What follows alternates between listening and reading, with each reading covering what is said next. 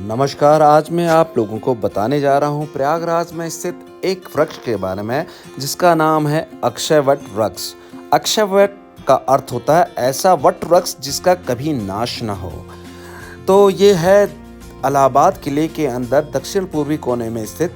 और ये इलाहाबाद किला के बारे में बता दूं, इसको महाराजा अकबर द्वारा सन 1583 में निर्मित किया गया था और इसके अंदर अक्षयवट वृक्ष को शामिल किया गया था, जिससे कि जो हिंदू लोग वहाँ पर आत्महत्या करने आते थे मोक्ष की प्राप्ति के लिए वो ना आ पाएँ।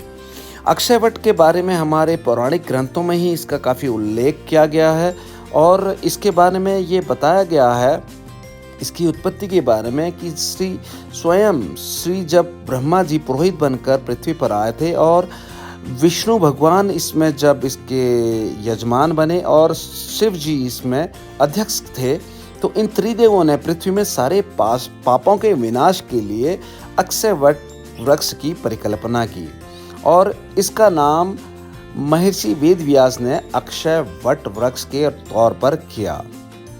अब पुराणों में और अपने प्रयाग के महात्म्य में उल्लेखित है कि जब एक बार महामृत्युंजय मंत्र के रचयिता महर्षि मार्कंडेय ने जब इसके आग्रह पर नारायण विष्णु ने योग माया से जब समस्त सृष्टि को जलमग्न कर दिया, तो सृष्टि के ये तो ब्रह्मा बाल मुकुंद रूप में इनके अक्षयवट वृक्ष के पत्ते पर शयन करते हुए दिखाए गए थे।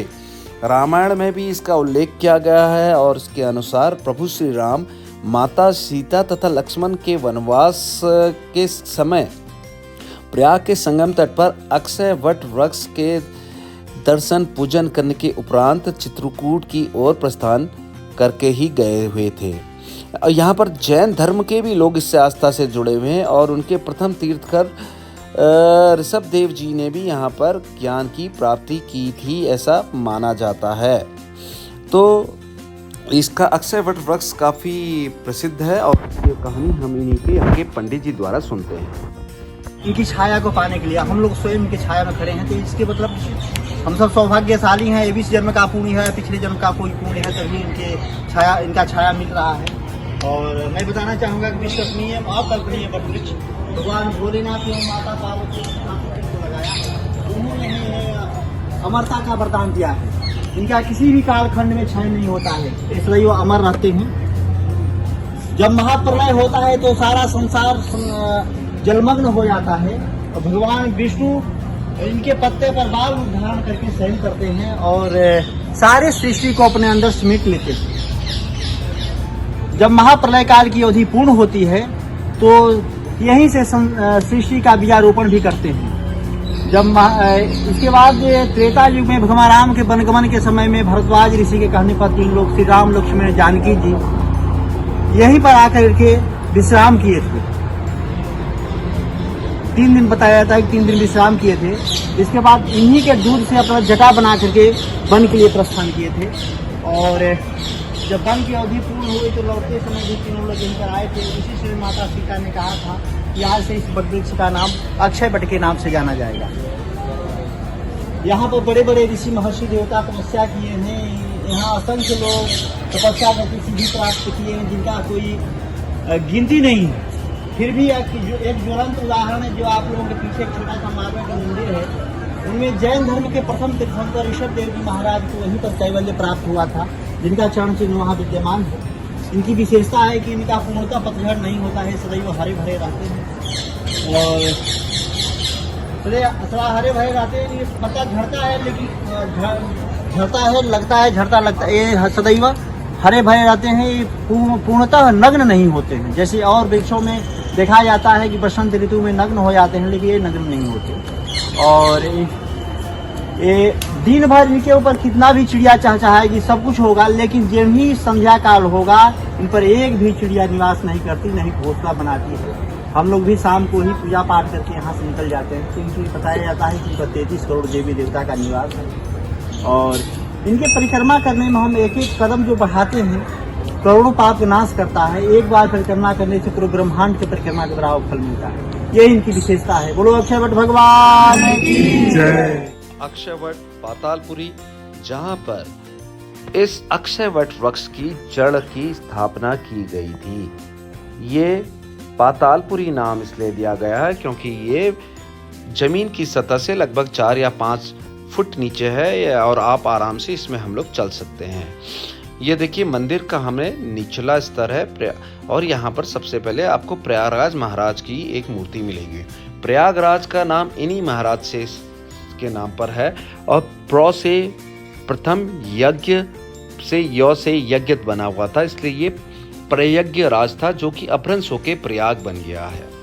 यहाँ पर मान्यता है कि अक्षयव्रत में भेंट करने से आपको अक्षयवट में काफ़ी भेंट करने से यहाँ पर आप पिंडदान करने से आपके मनोकांक्षित फल मिलता है और आपके तर्पण होता है पूर्वजों का। आप ये देखिए और ये उनकी जड़ है यहाँ पर अक्षयवट की, और ये वृक्ष नीचे से फिर ऊपर की ओर को ऊपर आके फैला हुआ है जो हमने पहले भाग में देखा।